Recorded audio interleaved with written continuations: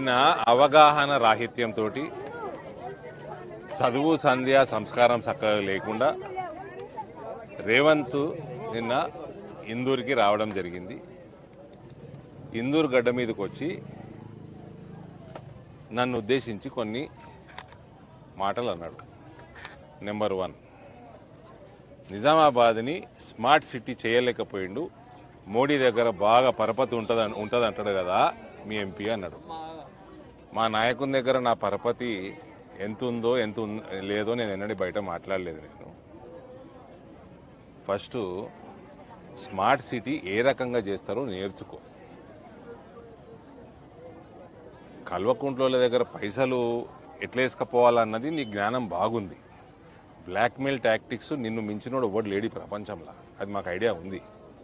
కానీ smart city అన్నది కేంద్రం ఒకవేళ 4 పట్టణాలకి స్మార్ట్ సిటీ తెలంగాణకి ఇస్తే ఆ 4 పట్టణాలు ఏవి అన్నది దానికి ఒక ఫార్ములా ప్రకారంగా, ఒక సైంటిఫిక్ అనాలిసిస్ ప్రకారంగా రాష్ట్ర ప్రభుత్వం ప్రపోజ్ చేయాలి కేంద్రానికి.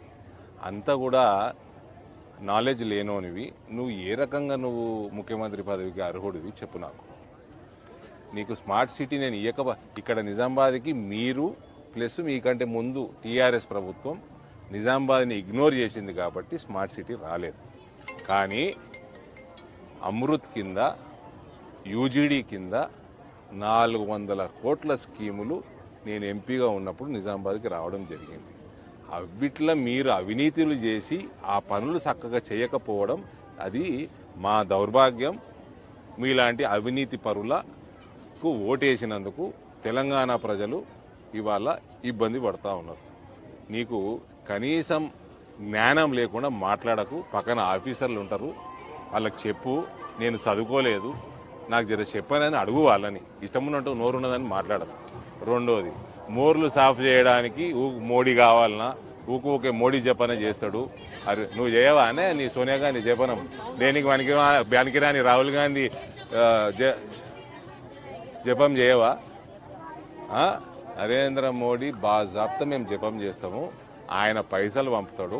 ఏదైతే యూజీడీకి పంపిండో, అమృత్ స్కీమ్ కింద రకరకాల స్కీమ్ల కోసం పంపిండో ఆ పైసలు నీలాంటి పొట్టోళ్ళు వచ్చి మోర్లు సాఫ్ చేయాలి. మూడోది, మోర్లల్లా పండి పొర్లే పందుల్లాగా మాట్లాడకు. అట్లనే మాట్లాడినావు. నిన్న ఇన్సెన్సిటివ్గా మాట్లాడినావు, మానవత్వం లేకుండా మాట్లాడినావు. బీజేపీ టీఆర్ఎస్ సంబంధం ఫెవికాల్ సంబంధం అనే వరకు ఓకే అలిగేషన్.